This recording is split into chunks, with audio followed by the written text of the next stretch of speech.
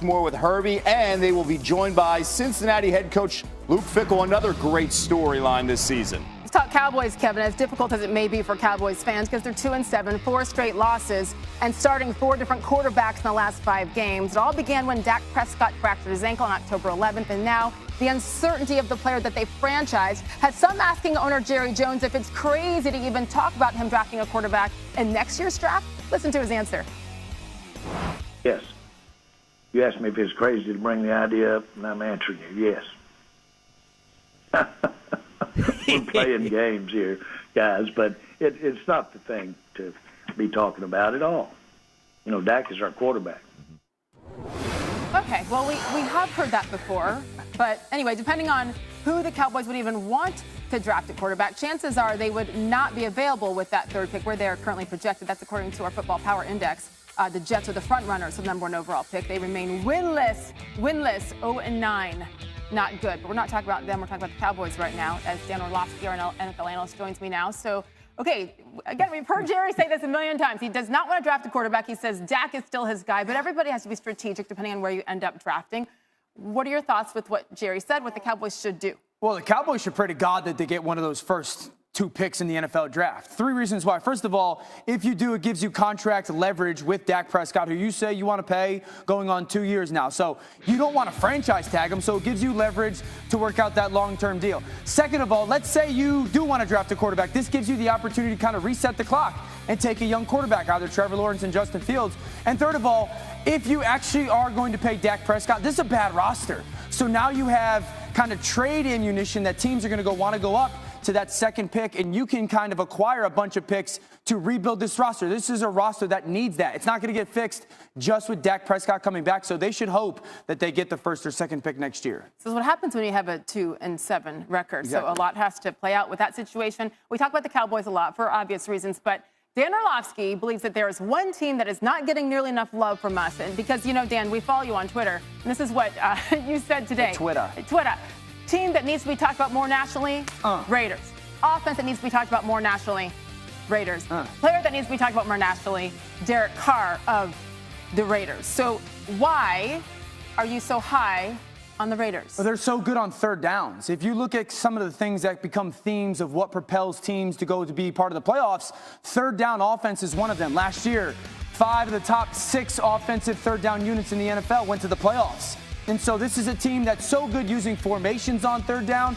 But the biggest thing is they got players, and Derek Carr is doing such a good job of finding the matchup and pushing the ball downfield a little bit more. Think about it, Sage. Like when you're playing against good football teams with explosive offenses, if you continue to be really good on 3rd down, those quarterbacks and those offenses stay on the sidelines. This is a team that's 5-3. They played the toughest schedule in football. They remind me so much of the Titans last year. They're very good in specific areas that win football games, mainly 3rd down offense. Derek Carr's been great. So this is a team that is going to be very scary because of it. That's a great comparison. Titans last year, a tough, hard-nosed team, a hard out, certainly in the postseason. And right now, the Raiders will make the playoffs as a 6th seed in the AFC. Still some football left to be played, but that'd be the first time since 2016 that they're back in the postseason. So there you go. We gave them some love. Are you happy? I'm happy. I'm sure Gruden is as well. You're welcome. You're welcome. Thanks, Dan.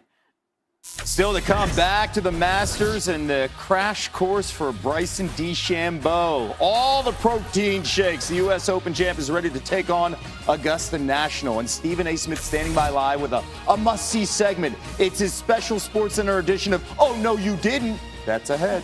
Good job.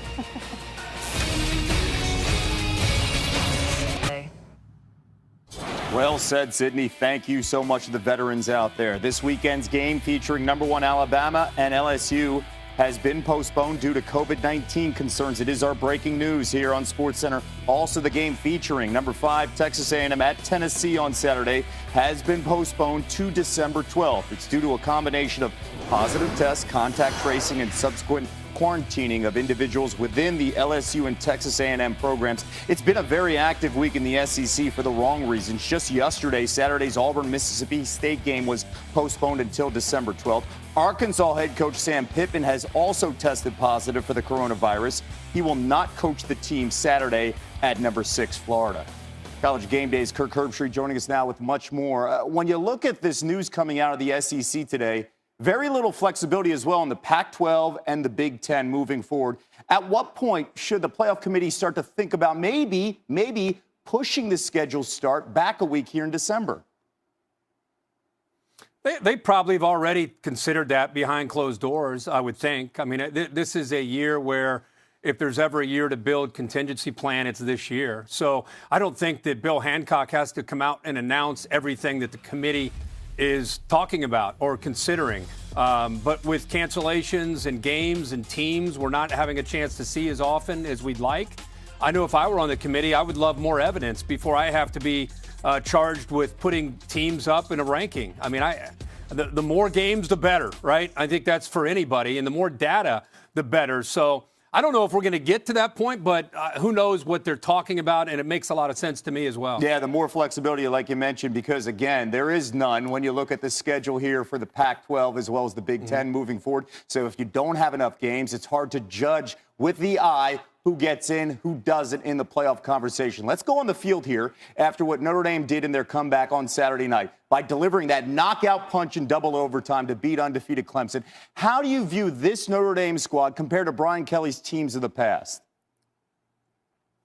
I just feel that they look like they're sick and tired of being made fun of or being laughed at or not being considered a serious contender. And let's be honest, they have not been done well on a big stage. And so, therefore, a lot of us have talked about, this Notre Dame team, not this one, but when you see that brand, you think, man, they've gotten to the national championship against Alabama, and it didn't work out well. And they got to the semifinal against Clemson, didn't work out well. But Brian Kelly's been building this, year by year. He's been building this up to a point where they can play in these kind of games. I thought their Georgia game last year showed that they can play with these big teams. So last year they were close.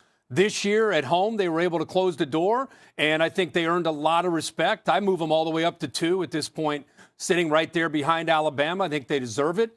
We all are anxious to see how they finish now, because now they're going to have a bullseye on their chest, and instead of having that chip on their shoulder, now they got the bullseye. Now everybody wants to not only beat Notre Dame because they're Notre Dame, now they want to beat Notre Dame because they beat Clemson. So they're going to have to deal with being hunted instead of being the hunter. I can't wait to see how they handle that. Brian Kelly is a really good coach at talking about the psychology of a football team and the ebb and flow of a season. And the things change drastically when you beat Clemson, and they'll have to deal with that challenge starting this week when they go to Chestnut Hill against BC. We're here to celebrate the state of Indiana this college football season. Notre Dame's undefeated. Purdue's undefeated. And when Indiana faces Michigan State Saturday, it'll be the first game as an AP top 10 team since 1969. And you know what? Let's bring in the Indiana alum on this show for a question. Sage, go ahead. Thank you, Kevin. This is shocking. I get to talk to Kirk Street. I'm okay being obnoxious here. I'm a little obnoxious, but that's okay because this hasn't happened in, 33, 35 years. All right, we're 7.5-point favorites at Michigan State Saturday, Kirk. And then the next Saturday, Indiana at Ohio State. That one scares me already. We'll talk about that next week. You've given head coach Tom Allen a lot of love this season. What do you think he's doing with this program that is finally working? Well, I want to ask you a quick question before I answer that. Last time Indiana had back-to-back winning seasons, do you know that answer?